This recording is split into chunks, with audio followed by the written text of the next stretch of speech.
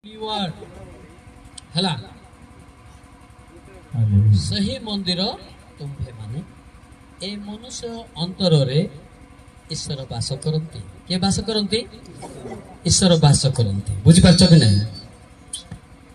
ସେଥିପାଇଁ ମୁଁ ବି ଜାଣୁନଥିଲି ଏଇଟା ତାଙ୍କର ମନ୍ଦିର ବୋଲି। ମୁଁ ମଧ୍ୟ ମଦ ପିଇକି ତାଙ୍କର ମନ୍ଦିର ଭାଙ୍ଗିଥିଲି। ଅନ୍ତର ମନ୍ଦିର ମାତ୍ର ଅନ୍ତର।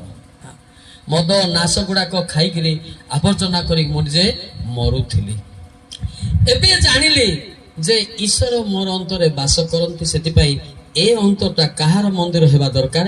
ଈଶ୍ୱରଙ୍କ ମନ୍ଦିର। ସେଥିପାଇଁ ଈଶ୍ୱର ପବିତ୍ର ଏବଂ ତାର ଅନ୍ତର ମଧ୍ୟ ପବିତ୍ର ହେବା ଦରକାର। Hallelujah, hallelujah, hallelujah. ବୁଝିପାରିଲେ କି ନାହିଁ? ସେଥିପାଇଁ ଆମେ ସମସ୍ତେ ଚିନ୍ତା କରିବା ଏଠି ପରମେଶ୍ୱର କାହିଁକି ସୃଷ୍ଟି କଲେ। ଆପଣ ବି ଜାଣିନଥିବେ, ମୁଁ ବି ଜାଣିନଥିଲି। କିଛି କିଛି ଲୋକ ଜାଣି ଥାଇପାରନ୍ତି, କିଛି କିଛି ଲୋକ ଟୋଟାଲ ଜାଣିନନ୍ତି। ହେଲେ କ'ଣ ପାଇଁ ସୃଷ୍ଟି କଲେ, କ'ଣ ପାଇଁ ନାହିଁ? ଯାତ୍ରା 9:15-16 ଦେଖି ଦିଅନ୍ତୁ। ଯାତ୍ରା 9:15-16, ଏକ୍ସୋଡସ୍ 9:15-16 ମିଳିଲା କି ସାରେ?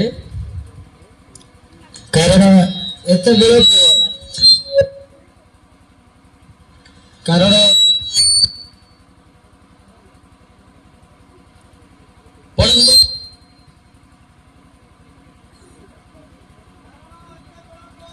କାରଣ ଏତେବେଳକୁ ଆମ୍ଭେ ଆପଣା ହସ୍ତ ବିସ୍ତାର କରି ମହାମାରୀ ଦ୍ୱାରା ସଂହାର କରନ୍ତୁଣି, ତୁମେ ପୃଥିବୀରୁ ଉଚ୍ଛିନ୍ନ ହୋଇ ସାରନ୍ତୁଣି। ତାପରେ